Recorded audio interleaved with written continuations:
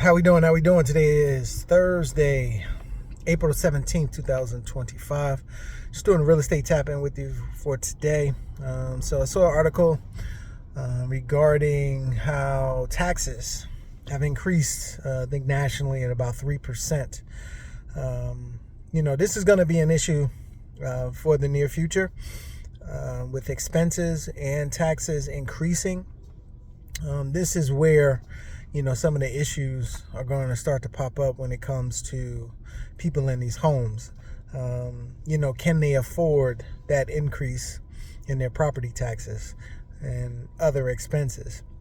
And I think that's where, we may start to see more people, deciding to sell. Everybody keep an eye on your taxes, insurance, and things like that.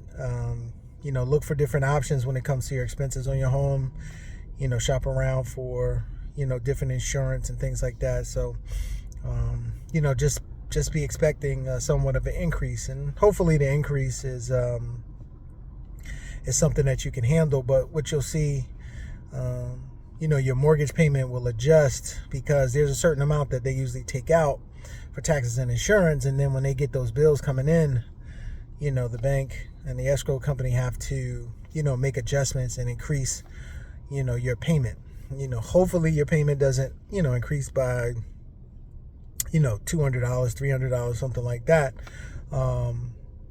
That sometimes put people in a bad situation. But, if it's small, hopefully, $50, $75, something like that. That's probably something, most people can manage. But that is something that is happening. The other thing is, I saw an article about, how, at this time, at no other time in history did homeowners have as much equity as they have now. I want people to realize that equity does not mean anything until you decide to sell your house, or if you go and try to tap into your equity, somehow, some way, either with a HELOC, some type of, second mortgage or something like that to tap in to those dollars. It really doesn't mean anything.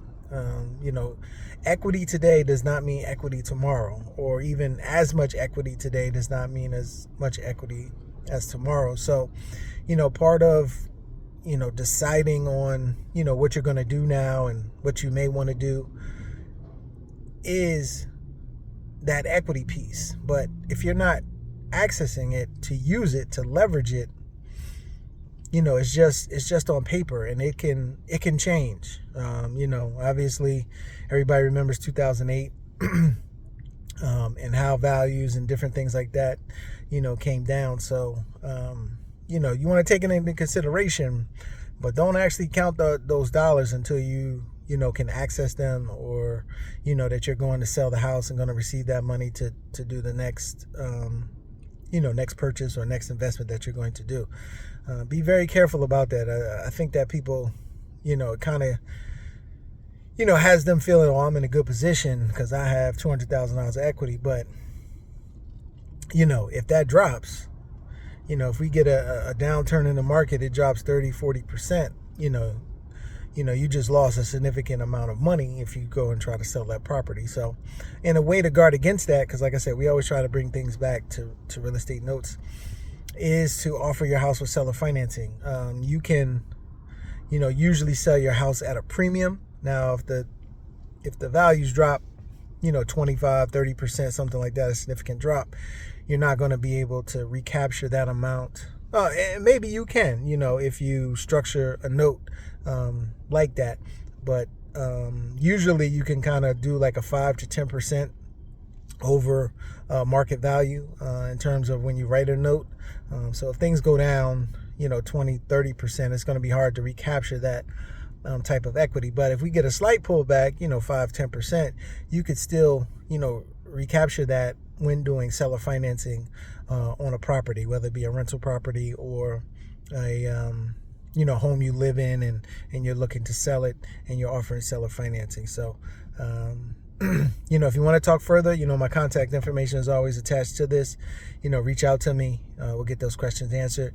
We'll be back 12:30 Eastern Standard Time, so roughly just over an hour. We'll go live. If anybody wants to jump on and ask any questions, we'll make ourselves available at Abundant Capital Group Instagram page. All right, take it easy. Have a great one.